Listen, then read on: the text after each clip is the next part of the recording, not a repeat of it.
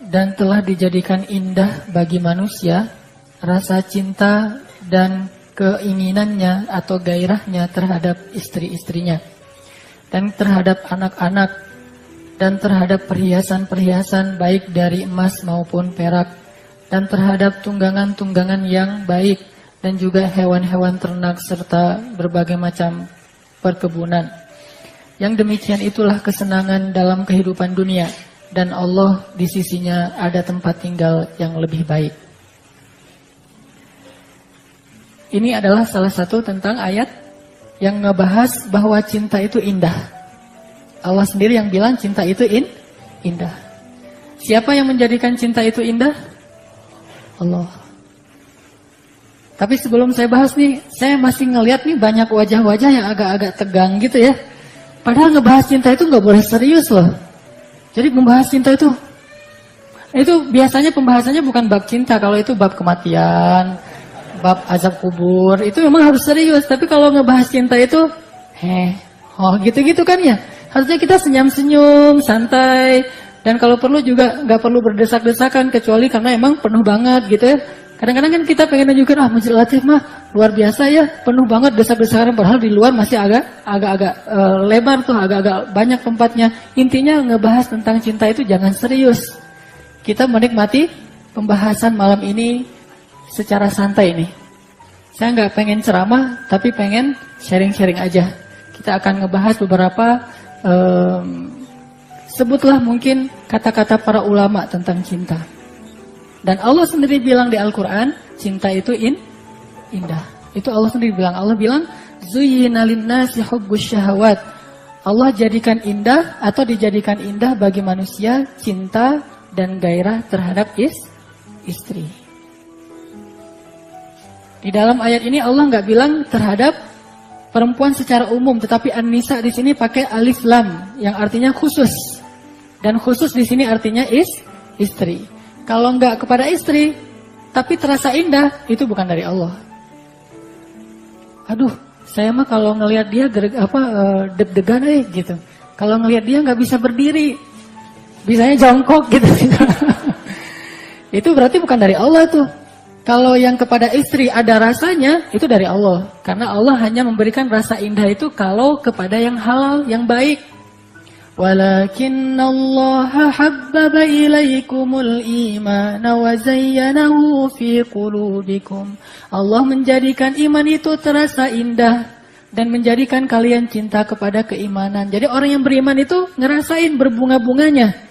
Kepada siapa? Kepada pasangan. Teman-teman sekalian, saya pengen bacain beberapa kalimat dari orang bijak. Nih, kata para ulama tentang cinta ya. Jatuh cinta itu adalah luapan perasaan paling indah di dunia setelah iman kepada Allah. Jatuh cinta itu luapan perasaan paling indah di dunia setelah beriman kepada Allah. Jadi nggak ada lagi perasaan yang lebih indah setelah beriman kepada Allah daripada perasaan jatuh cinta. Terutama cinta kepada pasangan, itu indah banget. Kemudian kata para ulama, kalau orang lagi jatuh cinta, dunia di mata dia semuanya terasa mempesona. Jadi orang jatuh cinta itu ngelihat dunia itu indah banget tuh. Sebaliknya orang putus cinta ngelihat dunia itu kayak neraka. Jadi kalau kita pengen menikmati hidup setiap hari terasa indah, apa yang kita lihat itu adalah kenikmatan, kebahagiaan, maka sering-seringlah jatuh cinta. Jadi kalau setiap hari kita jatuh cinta, setiap hari kita bergairah. Hidup kita itu kayaknya dunia ini paling cuma milik kita berdua kan gitu kan. Bahasa puisi dulu ya. Dunia milik kita berdua. Itu kata ulama. Kalau orang lagi jatuh cinta, dunia itu di mata dia jadi sangat indah dan mempesona. Dia jadi orang yang paling bahagia, percaya diri, dan lupa dengan semua sakit yang pernah dia alami dalam hidup. Jadi orang kalau lagi jatuh cinta itu gak kerasa sakit. Gunung kan kudaki. Berarti orang yang sering naik gunung tuh lagi jatuh cinta tuh. Kan gunung kan kudaki, lautan kan kuseberang. Jadi yang sering-sering ke laut itu lagi jatuh cinta. Pelariannya ke laut, ke gunung, dan gak terasa capek, soalnya lagi jatuh cinta. Racun kan kuteguki misalnya kan ya, itu artinya jatuh cinta, nggak terasa sakitnya, duri segala macam. Orang kan kalau lagi jatuh cinta itu nggak ada istilah sakit, semuanya juga dia lakoni, dia jalanin karena dia lagi berbunga-bunga, lagi bergairah banget, lagi jatuh cinta. Bayangin semangat kayak gitu tuh kita dapetin setiap hari kalau kita jatuh cinta setiap hari kepada pasangan kita. Jadi orang udah nikah itu setiap hari itu ngerasain semangat ABG yang lagi jatuh cinta itu kan enak banget tuh. Oh, itu luar biasa. Setiap hari ini hari apa? Misalnya kemarin hari Senin, saya lagi jatuh cinta tuh hari Senin kemarin. Selasa jatuh cinta lagi, Rabu jatuh cinta lagi. Jadi setiap hari itu adalah hari-hari yang indah karena selalu jatuh cinta. Senyum-senyum sendiri, sial-siul, kemana-mana bersiul gitu kan. Yang lagi jatuh cinta terbayang-bayang, mikirin terus. Pokoknya bahagia banget deh. Orang kalau lagi jatuh cinta. Nih ada lagi kata-kata dari ulama. Alangkah beruntungnya laki-laki yang pulang kerja dalam keadaan lelah dan letih, lalu di pintu rumahnya ia menyaksikan senyum istri yang udah berdandan menanti kedatangannya. Itu indah banget tuh. Pulang capek, apalagi kalau kerjanya itu kerja fisik kayak seorang tukang misalnya, atau aparat lah kayak Pak Alri gitu ya. Habis ngelatih pasukannya misalnya di Cipatat capek-capek banget, pulang macet lagi tuh di Padalarang. Pulang-pulang disambut dengan senyum istri yang luar biasa, udah dandan banget buat kita, udah wangi, disambut di pintu itu kan hilang semua capeknya tuh. Kalau kita lagi jatuh cinta, sama kayak kita malam mingguan nih, ketemu dengan dalam tanda petik itu pacar kita gitu. Ketemu dengan pacar, ngelihat pacar itu kan hilang semua perjalanan kita yang lelah, macet. Mungkin pacarnya di luar kota, kita naik kereta itu sambil gantungan. Sekarang tapi udah nggak ada ya. Kalau dulu mah gantung misalnya di kereta, itu mah dilaluin aja. Pas ketemu dengan pacarnya, semua masalah itu selesai. Kenapa? Karena dia jatuh cinta. Jadi alangkah indahnya seorang laki-laki yang pulang dalam keadaan capek, lelah, sedih, banyak masalah di kantor, tapi ketika sampai di rumah dia disambut oleh seorang bidadari yang cantik menurut dia. Kok ada kata-kata menurut dia ya? Cantik lah pokoknya ya. Cantik, tersenyum, dan udah dandan menyambut kedatangan suami tercinta. Itu indah banget. Terus apa lagi kata para ulama? Banyak lagu, puisi, buku, film, filsafat, dan bahasa yang dibuat untuk menjelaskan makna cinta. Ini saking pentingnya cinta dalam kehidupan manusia tuh. Coba lihat, perhatiin lagu-lagu kita kan hampir semuanya ngomongin masalah cinta. Bahkan nasyid juga ujung-ujungnya ngomongin masalah cinta. Yang dulunya nasyid tuh masih ngomongin nasihat-nasihat, tapi lama-kelamaan jadi ngomongin cinta. Ceramah juga gitu. Ceramah awalnya ngomong tentang rijal, jihad, cinta sekarang jadi. Saking pentingnya cinta. Karena animonya tuh tinggi banget soal cinta mah. Artinya semuanya pengen ngomongin cinta. Sampai ada nasyid tuh saya dengerin di MQ itu Aisyah telah pergi meninggalkanku. Jadi kesannya itu soleh gitu ya. Kesannya itu lagu syair-syair nasyid karena ada kata-kata Aisyah. Tapi sebetulnya ditinggalin tuh.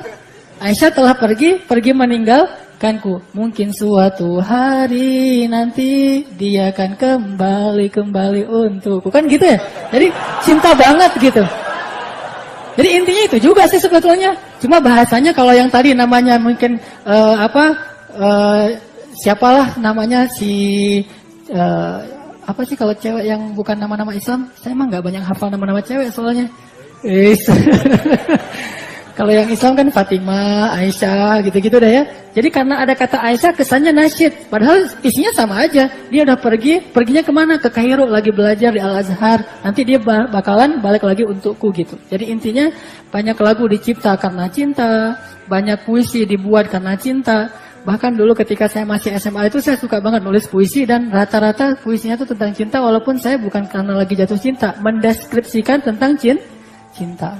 Tapi tahukah kita apa itu cinta? Setelah orang mikir apa itu cinta, setelah orang buat sastra tentang cinta, setelah orang buat film tentang cinta, setelah orang buat nyanyian tentang cinta, kesimpulannya apa kata para ulama? Cinta itu adalah syu'ur la yusuf. Cinta itu adalah perasaan yang gak bisa didefinisikan. Cinta itu perasaan yang gak bisa didefinisikan. Jadi jangan tanya what is love. Gak ada jawaban yang paling tepat. Karena dia sesuatu yang nggak bisa disebut, tapi bisa dirasain. Syu'ur la yusuf. Cinta itu perasaan yang nggak bisa didefinisikan. Kita agak coba ilmiah dikit nih. Setelah tadi ngomongin masalah sensasi cinta, ternyata saya coba baca-baca, cinta itu bahaya buat kesehatan. Kalau belum sah. Ini studinya ilmiah loh ya, bukan saya dapetinnya juga dari internet, ntar cari sendiri deh. Ternyata jatuh cinta itu bahaya buat kesehatan kalau belum sah. Pertama, menurunkan tingkat konsentrasi. Jadi benar kata Mario Teguh, salah satu yang menurunkan kualitas prestasi anak muda Indonesia itu karena cinta. Kok keras banget dari belakang? Semangat banget. Oke.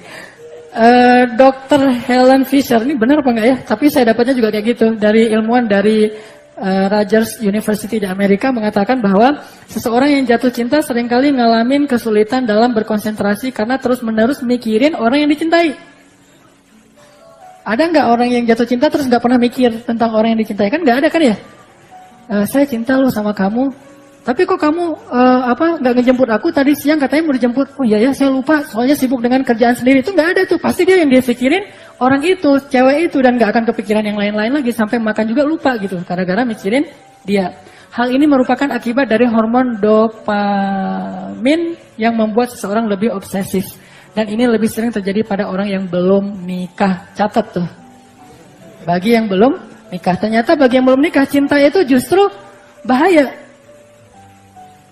Makanya saya baru ngerti, oh benar ya, di zaman Rasul, cinta itu hanya adegan-adegan yang disebutkan setelah orang nikah. Nggak ada cerita cinta sebelum nikah tuh di zaman Rasul, nggak ada tuh. Kita hampir nggak menemukan ada kisah cinta sebelum nikah di zaman Rasul, nggak ada. Semua kisah cinta itu terjadi setelah nikah. Itu indahnya cinta di masa itu. Kenapa? Karena cintanya itu cinta yang positif, bukan cinta-cintaan atau cinta monyet. Kedua, bikin mual. Cinta itu bikin mual. Ketika seseorang bertemu pacar yang dicintai, maka akan terjadi apa sih ini? Pelepasan norepinefrin. Ada yang ngerti nggak? Pokoknya ikutin aja lah ya. Dopamin dan kortisol mengalirkan darah dari usus hingga memberikan efek mual dan rasa gugup. Pernah ngerasain nggak sih yang gitu-gitu? Pernah ya? Oh berarti emang nggak bener nih cintanya. Terus yang ketiga, jatuh cinta itu bikin gak bisa tidur, susah tidur. Orang yang jatuh cinta sebelum nikah itu sering susah tidur karena secara ilmiah produksi hormon dopamin dan norepinefrin yang terlalu banyak. Gitu deh. Sosok ilmiah tapi gak ngerti. Nah gitu pokoknya. Ini dapatnya bukan dari tulisan orang ya, tapi dari majalah dan dari surat kabar yang ada di internet, yang online. Terus nih, jatuh cinta itu baik buat kesehatan kalau sudah sah. 1, nambah fit. Menurut penelitian di jurnal psikofisiologi, kalau kita sering mikirin orang yang kita cintai, kita bisa dapetin energi tambahan. Ini kata-kata saya aja nih yang di bold. Kalau mikirin yang ngeselin dari dia, oh nggak usah dipikirin. Dan menurut sebuah studi dari University College London, olahraga bareng pasangan itu lebih baik daripada sendiri. Nah, itu kan keren banget tuh. Olahraga bareng pasangan itu lebih baik daripada sendiri. Misalnya, gendongin istri dari garasi mobil sampai ke dalam rumah. Wih, keren tuh. Itu kan olahraga bareng pasangan. Jadi pas turun mobil biar romantis gitu ya. Yang, kamu jangan turun dulu. Kenapa? Ada sesuatu buat kamu. Ya. Terus kita... Kita ke seberang gitu kan, bukain mobil buat istri kita gendong. Pernah nggak gendong istri? Ah, istri juga belum punya, gimana mau digendong? Makanya saya bilang nih, cinta dalam Islam itu cinta yang sah. Dan kenapa orang malu-malu ngomongin cinta yang baik kayak gini? Sementara orang nggak malu ngomongin cinta yang tadi yang negatif. Kalau saya sih pede aja ngomongin cinta yang sudah sah, karena itu bagus banget, luar biasa. Rahmat dari Allah lah. Jadi kalau Rasulullah pernah gini nih. Pas Rasulullah bawa pulang Sofia, kan Sofia itu dinikahin setelah habis perang ya. Nah pas habis nikah, Sofia ini maaf, di antara istri-istri Nabi yang paling tidak terlalu tinggi fisiknya. Dia agak-agak imut gitu, bukan unyu-unyu ya, imut. Nah pas Sofia mau naik ke atas onta, karena nggak sampai kakinya, akhirnya Nabi itu gini. Maaf nih saya praktekin dikit ya. Nabi itu duduk gini, tuh jantan banget tuh, keren banget tuh, gini loh. Jadi Nabi, Sofia, gitu kan, naik ke atas lutut Nabi. Jadi Sofia tuh naik ke atas lutut Nabi, terus dibantuin satu kaki lagi sama Nabi untuk bisa naik ke atas onta. Kalau dalam bahasa sekarang, enggak usah gitu-gitu amat, kan mobilnya sedan, nggak perlu digituin juga kan ya. Kalau mobilnya sedan terus kita sok-sok duduk kayak gitu, apaan sih lo gitu kata istri kita. Udah aja kalau bahasa sekarang, maka bukain pintu mobil itu adalah ngikutin sunnah Nabi ketika Nabi mempersilahkan Sofia naik ke atas unta dengan bertanggakan lutut beliau. Itu kan romantis banget. Dan itu olahraga paling keren. Ternyata menurut orang barat aja, olahraga bareng pasangan itu lebih efektif daripada olahraga sendiri. Olahraga sendiri kan cemberut aja, nggak jelas gitu kan ya. Kalau olahraga bareng pasangan, itu luar biasa. Tadi salah satunya gendongin istri dari garasi sampai ke dalam rumah. Coba deh. Coba, itu luar biasa. Saya sering soalnya. Makanya kenapa saya rajin lari apa segala macam, biar bisa gendong istri. Terus yang kedua, cepat sembuh kalau lagi sakit. Gimana enggak? Kalau lagi sakit tuh cepat sembuh ketimbang yang jomblo. Saya pernah ngerasain jomblo tuh sakit tuh susah banget sembuhnya.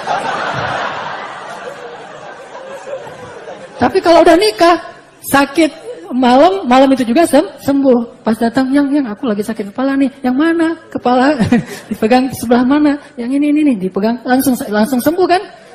Yang lain yang sakit. Ya, ini. Memandang wajah pasangan itu ternyata bisa ngurangin sakit sampai 40%. Wah, luar biasa ya. Masya Allah, benar kata Nabi. Ketika seorang suami memandang istrinya dengan kasih sayang, maka berguguranlah dosanya. Mungkin gara-gara dosanya berguguran, sakitnya sembuh kan. Salah satu penyebab sakit itu karena dosa kan. Jadi pas memandang wajah istri itu, dosa kita berguguran 40%. Dosa kita. Lalu ketika istri balas memandang dengan senyumannya, lalu istri datang ke kamar, maka itu berguguran lagi dosa. Lalu ketika mereka tutup pintu, gugur lagi itu dosa. Ketika titik, itu semua dosa itu gugur. Itu luar biasa ya. Islam sampai ke sana ngebahas, luar biasa. Jadi bukan hanya masalah have fun, senang-senang, tetapi ternyata ada hubungannya dengan tadi labelnya itu syariat banget gitu. Menurut studi di PLOS ONE, alasannya memandang wajah orang yang dicintai itu bisa mengaktifkan pusat reward di otak yang dapat memicu pelepasan opioid alami. Yang di bawahnya nggak usah dibaca. Oke? Apa tadi? Cepat nyembuhin sakit. Hanya dengan melihat wajah pasangan. Sama kayak seorang ayah yang capek banget, tapi terus pas pulang ke rumah ngelihat wajah anaknya yang paling dia cintai kan? Itu kan langsung hilang capeknya. Dan saya ngerasain banget. Kalau saya lagi capek pulang terus ngelihat Mutia atau ngelihat Yahya, apalagi bisa main-main sama Yahya walaupun capek, itu hilang semua masalah gitu. Karena cinta banget kepada anak. Begitu juga kepada pasangan. Terus terhindar dari serangan jantung. Tuh, luar biasa, cinta bisa menghindari dari serangan jantung. Orang yang sedang jatuh cinta sering senyum-senyum sendiri dan berbunga-bunga. Nah itu bagus banget tuh buat ngurangin tekanan darah dan anti stres. Menurut hasil dari penelitian di titik-titik itu membaca sendiri, duduk lama-lama dekat kekasih itu bisa nurunin tekanan darah. Bayangin, dalam penelitian lain ditemukan kalau orang yang udah nikah sering menghabiskan waktu bersama itu 12% lebih aman dari serangan jantung dibandingkan yang masih jomblo. Orang yang udah nikah 12% lebih aman dari yang masih jomblo dari serangan jantung. Tapi dengan syarat, kalau nikah terus sering di luar rumah, ya nggak berkurang juga resikonya. Tapi kalau nikah seneng bareng, kayak misalnya, saya tuh suka kalau ngajar itu disamain jadwal ngajar saya dengan jadwal ngajar.